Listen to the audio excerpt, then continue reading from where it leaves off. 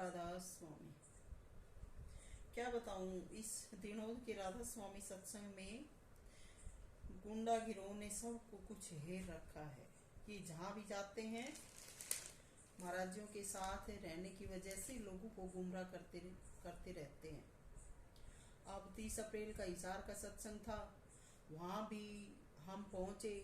मैं भी आम संगत की तरह से लाइन में लग कर जाती हूँ, क्योंकि गुरु बनाया था, इसलिए कोई अहंकार नहीं करना चाहिए। आज चाहे कुछ भी हूँ, मगर दया बंदगी गरीब भी ये संतों की दे। परमार्थ और पर ओ गुण ढकले, ये संतों का स्वभाव होता है। मगर आज संतों को ही पागल बनाते हैं, इसलिए इनका सब कुछ प्रकट करना पड़ रहा है। भीड़ होने की वजह से मैं 6 साल भीड़ होने की वजह से मैं 6 साल से किसी भी आश्रम में नहीं गई थी।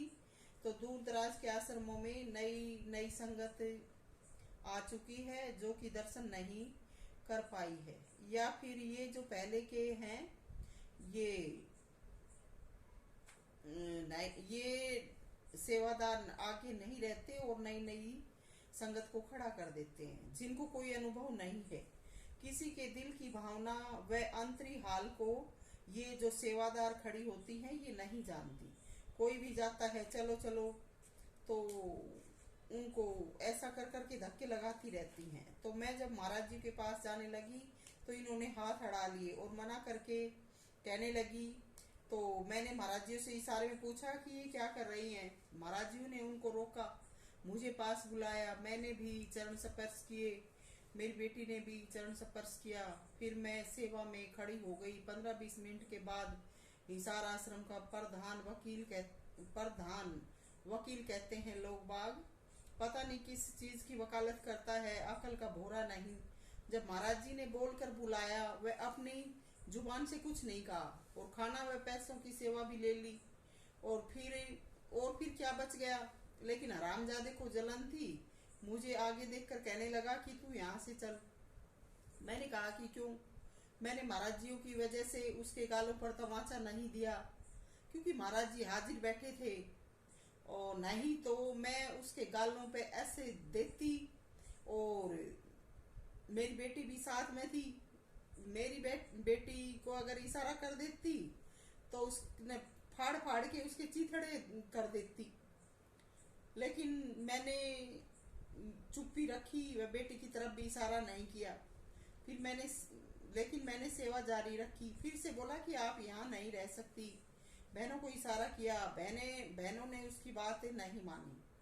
मैंने महाराज जियों से पूछा, क्योंकि मैं सत्संग में उड़दंग नहीं करना चाहती थी, इसलिए महाराज जी की तरफ इशारे से पूछा। महाराज जी ने कहा तू जा। मैं अपने घर आ गई, क्योंकि मेरे से इतना टाइम खड़ा भी नहीं रहा जाता। लेकिन इन लोगों को क्यों जलन होती है, क्योंकि परमात्मा से कोई मतलब नहीं है, हराम का माल चाहिए। मैं तो वैसे भी कोई हिसाब किताब नहीं देखती, यही खा गुजर रहे हैं। तो गंदे व भ्रष्ट इंसान सत्संगों में अगुवाई कर रहे हैं। वे जब जलन रीस होड़ दिलों में बसती है, तो क्या नाम, क्या सेवा, क्या सत्संग। पर कमीनों से सही जीवन जिया नहीं जाता।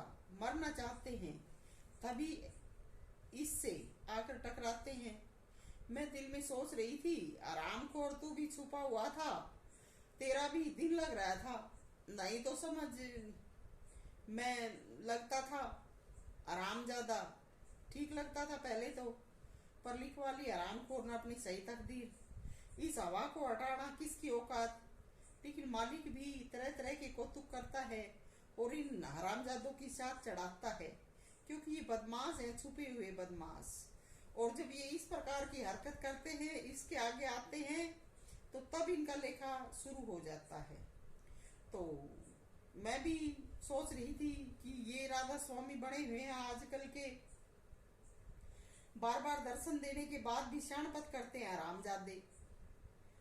तो मैं अपने मन में सोच रही थी कि आज आया है आगे आज के बाद खाना अच्छे अच्छे पड़ यार।